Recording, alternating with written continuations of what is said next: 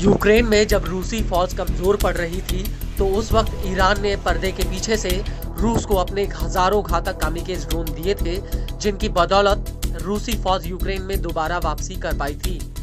Drones के अलावा Iran पर रूस को मिसाइलें और गोला बारूद सप्लाई करने का आरोप भी लगा था, लेकिन ईरान ने कभी सामने से इन्हें नहीं माना और अब उत्तर कोरिया के तानाशाह किम जोंग उन ने रूस के कुर्स्क में यूक्रेन के खिलाफ लड़ने के लिए अपने 10,000 से ज्यादा सैनिक भेज दिए हैं, जिनकी पुष्टि अमेरिकी रक्षा मंत्रालय ने कर दी है।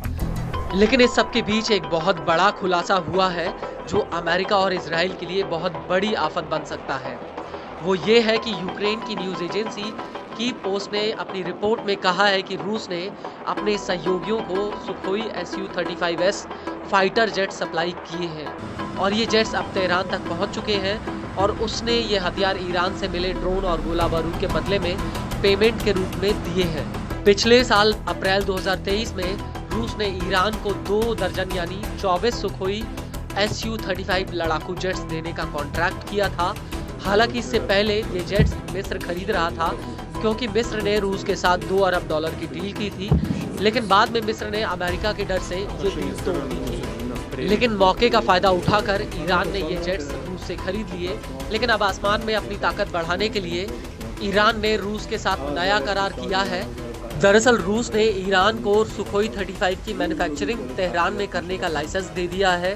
की पोस्ट के मुताबिक ईरानी पत्रकार हयाल मोआइजिन ने यह जानकारी दी है। हयाल के मुताबिक ईरान पहले से ही सुखोई 30 और सुखोई 35 जेट्स की असेंबलिंग के लिए एक प्लांट लगाने की तैयारी में है।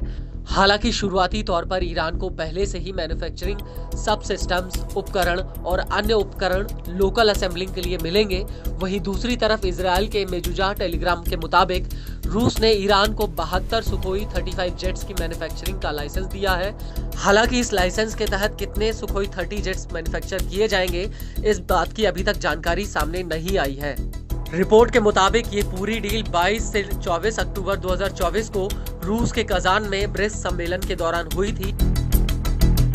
लेकिन इस सब के बीच बड़ा सवाल ये है कि ईरान को सुखोई 30 और सुखोई 35 जेट्स मिलने से आखिर उसकी ताकत कितनी बढ़ जाएगी।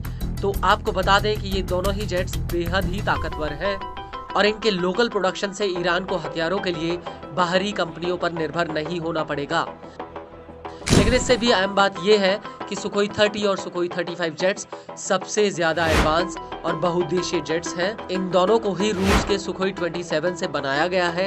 नाटो के पास ऐसे ही फ्लैंकर जहाज हैं। नाटो और रूस के जेट्स में कई ऐसे फीचर हैं जो एक जैसे हैं, लेकिन इनमें सबसे बड़ा फर्क अलग अलग मिशन में इनका इस्तेमाल है। आपको बता दें कि सुखोई 30 जेट में 2 सीटें हैं। यह लंबी दूरी वाला जेट है जिसका इस्तेमाल कई तरह के मिशंस के लिए हो सकता है। यह कई तरह के मिलिट्री ऑपरेशंस में कारगर है। यह जेट हर मौसम में मिशन को अंजाम दे सकता है। वहीं सुखोई 35 जेट को सुखोई 30 से अपग्रेड करके बनाया गया है। इसका इंजन बेहद ही ताकतवर है। इसमें upgraded electronic counter measure system लगे हैं। इसमें मॉडर्न एवियोनिक्स है जिससे इस जेट को लंबी दूरी तक इंटरसेप्ट नहीं किया जा सकता।